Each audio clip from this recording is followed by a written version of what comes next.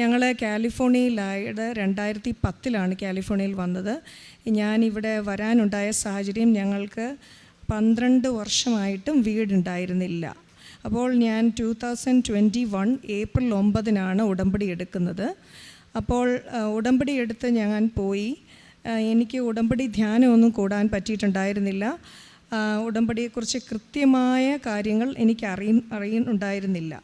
എന്നെക്കൊണ്ട് സാധിക്കുന്നിടത്തോളം ഞാൻ ഉടമ്പടിയുടെ സാക്ഷ്യങ്ങൾ എടുത്ത് കാണുമായിരുന്നു. അതനുസരിച്ചാണ് ഞാൻ കാര്യങ്ങൾ ചെയ്തുകൊണ്ടിരുന്നത്.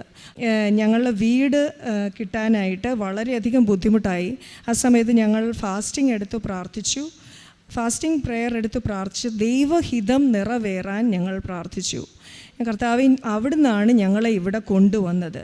ഈ സ്ഥലത്ത് എവിടെയാണ് വീട് വാങ്ങേണ്ടത്, എവിടെയാണ് വീട് വെക്കേണ്ടത്, എവിടെയാണ് ഞങ്ങളെ പ്ലേസ് ചെയ്യേണ്ടതെന്ന് ഞങ്ങളെ കാണിച്ചു തരണമേ എന്ന് ഞങ്ങൾ പ്രാർത്ഥിച്ചു. അപ്പോൾ ആ ഫാസ്റ്റിംഗ് പ്രെയർ എടുത്തു. Monday, Tuesday, Wednesday fasting prayer എടുത്ത് ഞങ്ങൾ 3 ദിവസം രണ്ടുപേരും കൂടെ പള്ളിയിൽ പോയി ദൈവഹിതം നടക്കാൻ പ്രാർത്ഥിച്ചു. അപ്പോൾ ഹസ്ബൻഡ് ഒരു വീടിന് കുറച്ച് നമ്മുടെ പള്ളിക്കടുത്തായി ഒരു സ്ഥലമാണ് വിചാരിച്ചു വെച്ചിരുന്നത്. അത് പെട്ടെന്ന് മാറിപ്പോവുകയും, അപ്പോൾ എനിക്ക് മനസ്സിലായി ദൈവഹിതം ഇതല്ല എന്ന് മനസ്സിലായി.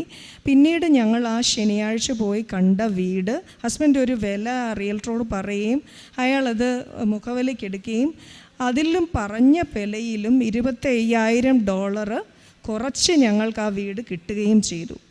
അതുപോലെ തന്നെ ഞങ്ങൾ ഡൗൺ പേയ്മെൻറ്റൊക്കെ കൊടുക്കുന്ന സമയമായപ്പോഴത്തേക്കിനും ഞങ്ങൾക്ക് ഒത്തിരി പൈസ, ഒരു 3 ദിവസം കൊണ്ട് കുറേയേറെ പൈസ ഞങ്ങൾക്ക് കുറവ് വന്നിരുന്നു. അപ്പം ഇതിനു മുമ്പ് ഞാൻ ഓരോ പ്രാവശ്യം ഉടമ്പടിയുടെ പ്രാർത്ഥനകൾ ചെല്ലുമ്പോഴും കാര്യങ്ങൾ കൃത്യമായി നടക്കാത്ത സമയത്ത് ഞാൻ പരിശുദ്ധ അമ്മയോട് ഞാൻ ചോദിക്കുമായിരുന്നു, അമ്മേ മാതാവ്, ഇനി എന്താണ് തടസ്സം, ഞാൻ ഇനി ഉടമ്പടിയിൽ എന്താണ് ചെയ്യേണ്ടത്? അപ്പോൾ എനിക്ക് പെട്ടെന്ന് കാരുണ്യപ്രവൃത്തിയുടെ ഒരു കാര്യം ഓർമ്മ വന്നു. അപ്പോൾ ഞാൻ കാരുണ്യപ്രവൃത്തി ചെയ്യുന്നില്ലല്ലോ. അപ്പോൾ പെട്ടെന്ന് എൻ്റെ സിസ്റ്ററിൻ്റെ മദർ ഇൻ ലോയുടെ ഫാമിലിക്ക് അടുത്തൊരു ആൾക്ക് കാരുണ്യ പ്രവൃത്തി ചെയ്യാൻ ഒരവസരം വന്നു. അപ്പോൾ ഞങ്ങൾ ഡോളറിൽ തന്നെ കുറേ പൈസ ട്രാൻസ്ഫർ ചെയ്തിരുന്നു.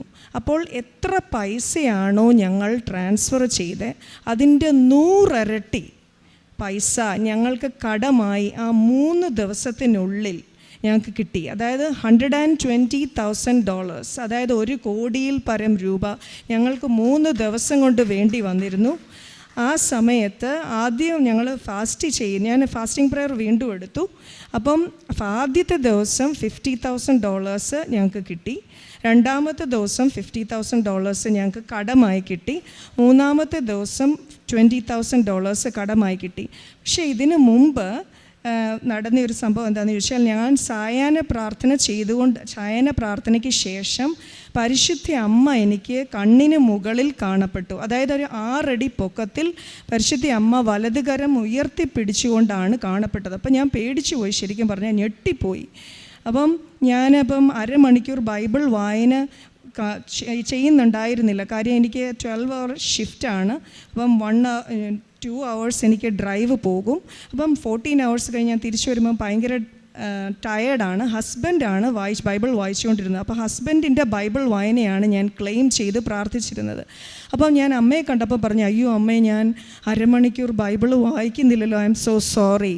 അപ്പം പരിശുദ്ധ അമ്മ കയ്യിൽ ഒരു സ്ക്രോള് പിടിച്ചുകൊണ്ട് നിൽക്കുന്നതായിട്ട് എനിക്ക് കാണപ്പെട്ടു. അപ്പോൾ അമ്മ ആ സ്ക്രോള് താഴേക്ക് എൻ്റെ കയ്യിലേക്ക് തന്നു. ആ ചുരുള് ഞാൻ മേടിക്കുകയും ചെയ്തു. അപ്പം അതിനുശേഷം ഞാൻ ഹസ്ബൻഡിനോട് ഇങ്ങനെ പറഞ്ഞു, ഞാൻ അമ്മയെ കണ്ടു, അമ്മ എനിക്കൊരു ചുരുള് തരുന്നുണ്ട് എന്ന് പറഞ്ഞു. അപ്പോൾ ഹസ്ബൻഡ് എന്നോട് പറഞ്ഞത്, നമുക്ക് വീടായിട്ടുണ്ട് എന്ന് പറഞ്ഞു. നമുക്ക് വീടിൻ്റെ പ്രമാണം അമ്മ തരുവാണ്, ധൈര്യമായിട്ട് നമുക്ക് മുന്നോട്ട് പോകാം. ഈ ഒരു അപ്പിയറൻസ് മാതാവ് നടത്തിയിട്ടില്ലായിരുന്നെങ്കിൽ, ഈ ഒരു പ്രത്യക്ഷീകരണം എനിക്ക് കിട്ടിയിട്ടുണ്ടായിരുന്നില്ലെങ്കിൽ ഒരുപക്ഷെ ഞങ്ങൾക്ക് മുന്നോട്ട് പോകാനുള്ള ധൈര്യം കിട്ടുമായിരുന്നില്ല. ഇത്രയധികം പൈസ നമുക്ക് കടമായി തരുവാൻ ഞങ്ങൾക്ക് ഒരു സോഴ്സും ഇല്ല. ആ സമയത്ത് അത്രയും പൈസ ഫ്രണ്ട്സിൻ്റെ കയ്യിൽ നിന്ന് അവർ കടം തരിക എന്ന് പറയുന്നത് നമുക്ക് ചിന്തിക്കാവുന്നതിലും അപ്പുറമാണ്.